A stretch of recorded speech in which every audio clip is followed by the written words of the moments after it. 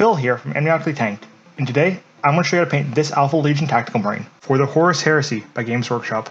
Let's get started.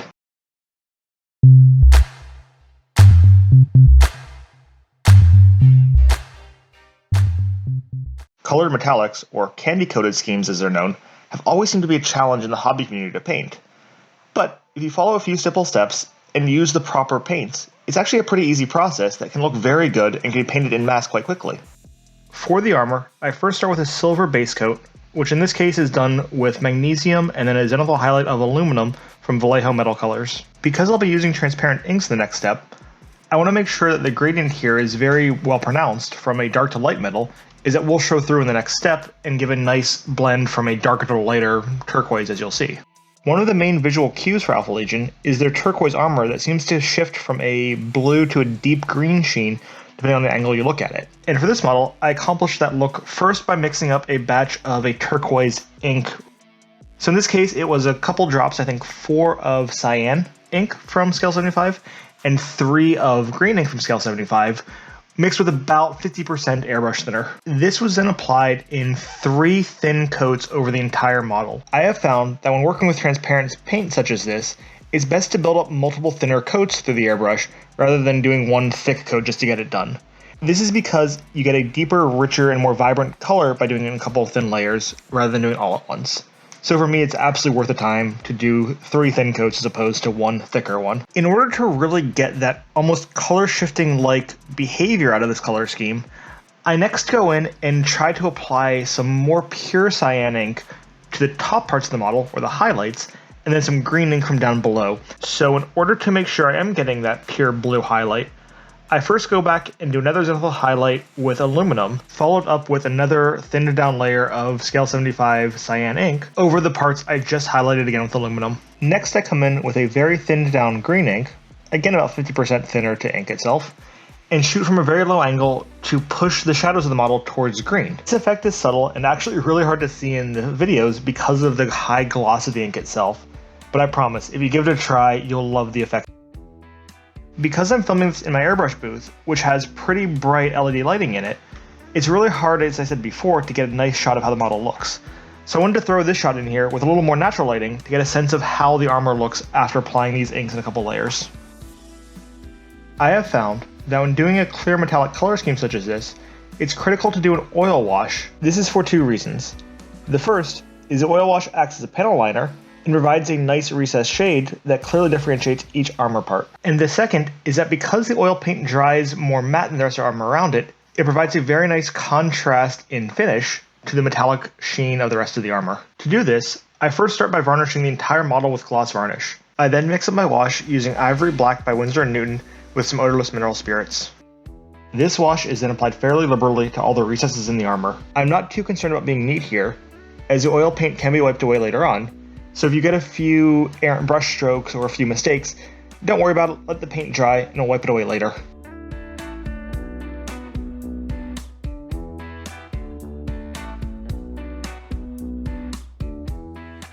For the next step, you want to make sure the oils are completely dry and have a nice matte finish to them. Now, oil paints take a little while to dry by themselves, but you can speed this process up by using a hairdryer if you'd like. Once the oil is dry, I then come back in and gently rub away the excess oil with a makeup remover. You can pick up these makeup removers at either Amazon or your local drugstore for fairly cheap, and I would highly recommend picking up a few of them if you're planning on using either oil or enamel paints, as they make removing those paints extremely easy.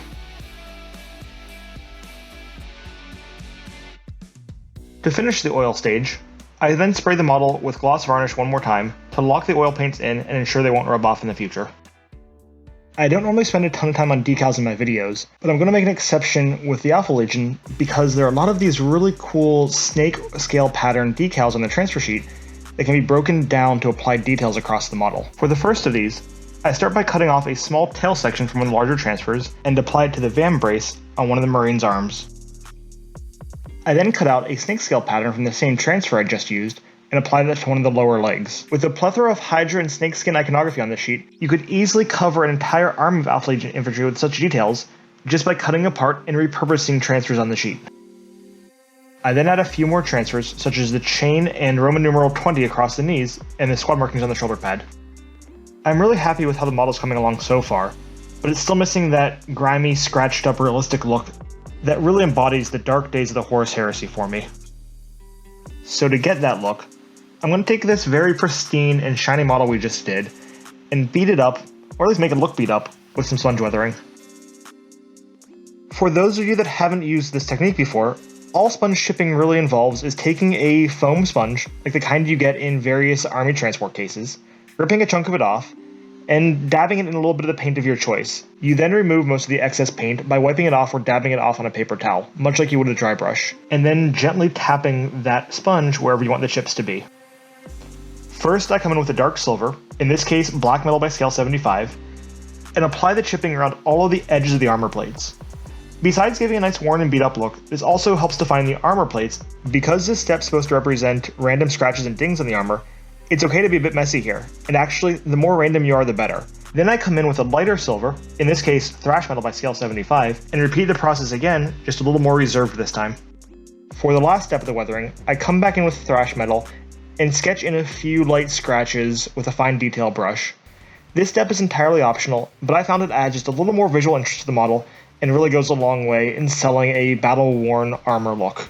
My process for the ribbing and cabling is pretty straightforward, and all I do is take some silver, thrash metal by scale 75 in this case, and then wash it with a mix of 50/50 Druchii Violet and Nuln Oil by Games Workshop.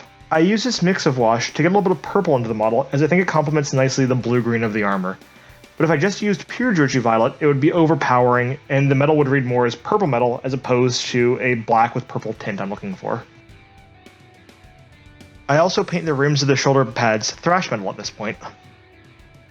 For the eyes, I tried out a new technique for this model that should be a little bit simpler than I've done in previous videos, because it uses shades by Games Workshop as opposed to multiple tiny layers. First, I put down a layer of thrash metal on both eyes, and then cover that with a pretty thick layer of Carroburg Crimson by Games Workshop. Because the shade is pretty thin already and flows into the recesses of the eye, you get this really cool effect that the center of the eye is highlighted almost like it's glowing because of the silver underneath it.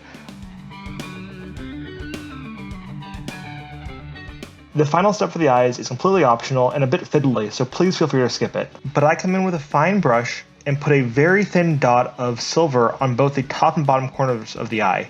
I think that these highlights help with the effect of this lens being a rounded glass object where the light would naturally catch at the highest points, in this case the top and bottom corner. The bolt gun casing is first painted black, and then highlighted with a very thin edge highlight of Anthracite Gray by scale 75. And the silver portions are painted the exact same way we painted the ribbing and cabling before. The only exception here is I add a slight highlight of thrash metal again, as I wanted to brighten up the silver a little more and bring back in a little of the shine that's lost when you use Games Workshop shades. The base for this model is a bit of a complicated process that I'm not going to get into the entire details here, as it would take a little while to do. In short though, I'm going to put down a layer that represents various rust, apply chipping medium over that layer, and then paint my base color on top of that chipping medium. Once that's dry, I'm going to come back in and reactivate the chipping medium with water to rub away the top layer of paint, which gives a very nice scratched and distressed look.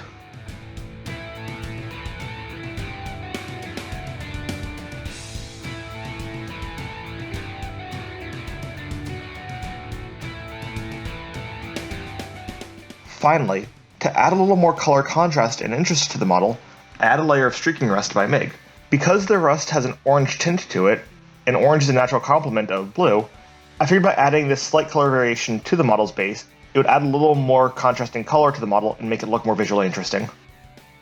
So here we have the completed model, and I'm really happy with how this turned out. As you can see, by following a few rather simple steps, you can get vibrant and interesting candy colors pretty easily. You can also use these same techniques, just subbing out the inks for different color ink, for other color schemes such as Thousand Suns. If you liked this video and found it useful, please don't forget to like and subscribe. Also, if you have any thoughts around other schemes you'd like to see me do on this channel, or other ways I can make these tutorials more interesting, please leave a comment below. Thanks for watching and have a great day.